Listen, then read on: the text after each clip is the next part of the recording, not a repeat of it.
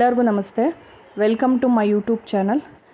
ಇವತ್ತಿನ ದಿನ ಶ್ರೀರಾಮನವಮಿ ಹಬ್ಬ. ಸೊ ಅದಕ್ಕೋಸ್ಕರ ಸ್ಪೆಷಲಾಗಿ ಬೆಲ್ಲದ ಪಾನಕ ಹಾಗೆ ಮಜ್ಜಿಗೆ ಹಾಗೆ ಕೋಸಂಬರಿನ ಮಾಡಿದ್ದೀನಿ. ಸೊ ಅದು ಹೇಗೆ ಮಾಡಿದ್ದೀನಿ ಅಂತ ಈ ವಿಡಿಯೋದಲ್ಲಿ ತೋರಿಸ್ತೀನಿ.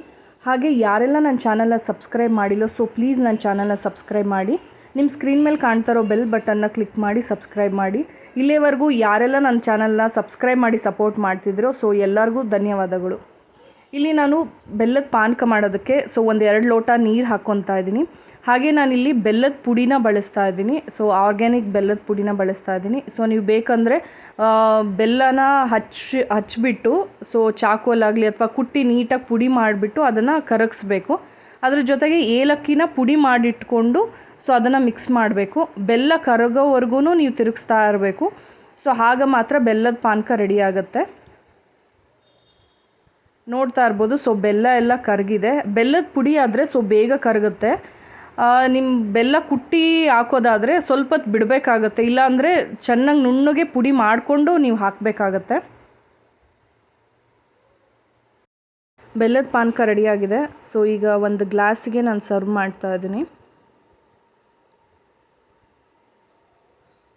ಹಬ್ಬ ಆಗಿರೋದ್ರಿಂದ ಸೊ ನೀವು ಏನೇ ಸ್ಪೆಷಲಾಗಿ ಮಾಡಿದ್ರು ಫಸ್ಟು ದೇವರಿಗೆ ಎಡೆ ಮಾಡಿಬಿಟ್ಟು ಆಮೇಲೆ ಅದನ್ನು ಕುಡಿಯೋದು ಒಳ್ಳೆಯದು.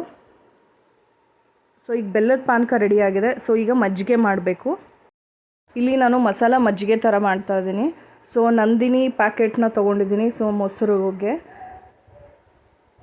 ಇದನ್ನು ಮೊಸರು ಹಾಕ್ಕೊಬಿಟ್ಟು ಆಮೇಲೆ ನೀರು ಹಾಕಿ ಮಜ್ಜಿಗೆ ಕಡಿಯೋದು ಬರುತ್ತಲ್ವ. ಸೊ ಮಜ್ಜಿಗೆ ಕಡಿಯೋದ್ರಲ್ಲಿ ಮಜ್ಜಿಗೆನ ಕಡಿಬೇಕು.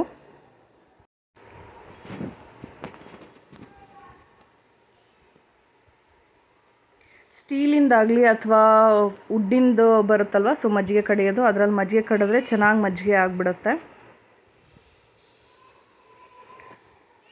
ಸೊ ಇಲ್ಲಿ ನಾನು ಒಂದು ಬೌಲ್ ತೊಗೊಂಡಿದ್ದೀನಿ. ಮಜ್ಜಿಗೆ ಕಡ್ದಿರೋದನ್ನು ಒಂದು ಬೌಲಿಗೆ ಹಾಕ್ಕೊತಾ ಇದ್ದೀನಿ. ಆದಷ್ಟು ಗಟ್ಟಿ ಬೇಡ, ಸ್ವಲ್ಪ ನೀರಿಗೆ ಮಾಡಿಕೊಂಡ್ರೆ ಮಜ್ಜಿಗೆ ತುಂಬ ಚೆನ್ನಾಗಿರುತ್ತೆ.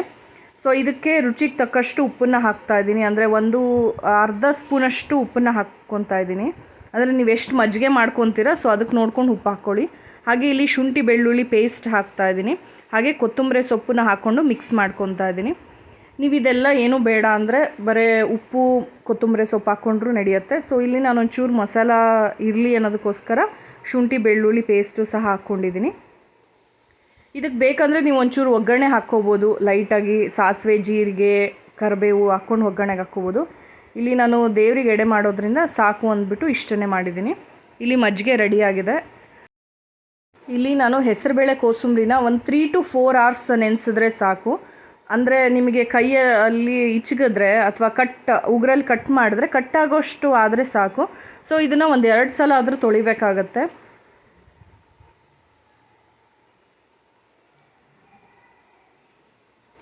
ಇಲ್ಲಿ ನಾನು ಕಾಯಿನ ಹಚ್ಚಿಟ್ಕೊಂಡಿದ್ದೀನಿ. ಸೊ ಅದನ್ನು ಮಿಕ್ಸಿಗೆ ಹಾಕ್ಕೊತಾ ಇದ್ದೀನಿ. ಅದ್ರ ಜೊತೆಗೆ 1-3 ಮೆಣಸಿನ್ಕಾಯಿನ ಹಾಕ್ಕೊಂಡು ನೀರು ಹಾಕ್ಕೊಂಡಿದ್ದಂಗೆ ಹಾಗೆ ಮಿಕ್ಸಿ ಮಾಡ್ತಾ ಇದ್ದೀನಿ. ಇಲ್ಲಿ ಒಂದು ಬೌಲ್ ತೊಗೊಂಡು ನಾನು ಆವಾಗಲೇ ತೊಳೆದಿಟ್ಕೊಂಡಿದ್ದ ಬೇಳೆನ ಸೊ ಅದಕ್ಕೆ ಹಾಕ್ಕೊತಾ ಇದ್ದೀನಿ ಒಂದು ಬೌಲಿಗೆ. ಸೊ ಅದ್ರ ಜೊತೆಗೆ ಕ್ಯಾರೆಟ್ ತುರಿ ಹಾಗೆ ಕೊತ್ತಂಬರಿ ಸೊಪ್ಪು ಹಾಗೆ ಕಾಯಿನ ಏನು ಮಿಕ್ಸಿಗೆ ಹಾಕ್ಕೊಂಡಿದ್ನಲ್ವ ಸೊ ಅದಿಷ್ಟನ್ನು ಹಾಕ್ಕೊಂಡು ಮಿಕ್ಸ್ ಮಾಡ್ಕೊತಾ ಇದ್ದೀನಿ. ನೀವು ಕಾಯಿನ ತುರಿದು ಹಾಕ್ಕೋಬೋದು ಅಥವಾ ಈ ಥರ ಮಿಕ್ಸಿನೂ ಮಾಡಿ ಹಾಕ್ಕೋಬೋದು. ಮೆಣಸಿನ್ಕಾಯಿನ ಹಚ್ಚಿದ್ರೆ ಸೊ ಬಾಯಿಗೆ ಸಿಗುತ್ತೆ, ಖಾರ ಆಗುತ್ತೆ ಅನ್ನೋದಕ್ಕೋಸ್ಕರ ಕಾಯಿ ಹಾಗೆ ಮೆಣಸಿನ್ಕಾಯಿ ಎರಡೂ ಮಿಕ್ಸಿಗೆ ಹಾಕಿದ್ದೀನಿ.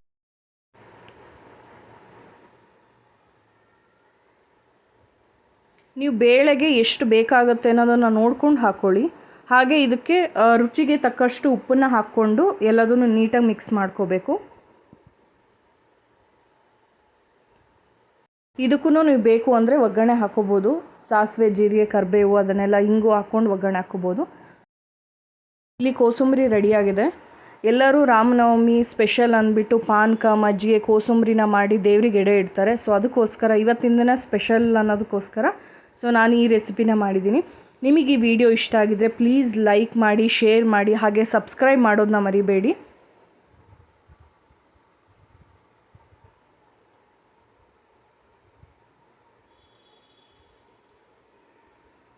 ನೀವು ನನ್ನ ಚಾನಲ್ನ ಸಬ್ಸ್ಕ್ರೈಬ್ ಮಾಡಿದ್ರೆ ಸೊ ನಾನು ಹಾಕೋ ಪ್ರತಿಯೊಂದು ವೀಡಿಯೋಸು ಫಸ್ಟ್ ನಿಮಗೆ ನೋಟಿಫಿಕೇಷನ್ ಬರುತ್ತೆ. ಸೊ ನೀವೇ ಫಸ್ಟು ನೋಡ್ಬೋದು. ಎಲ್ಲರಿಗೂ ಥ್ಯಾಂಕ್ ಯು.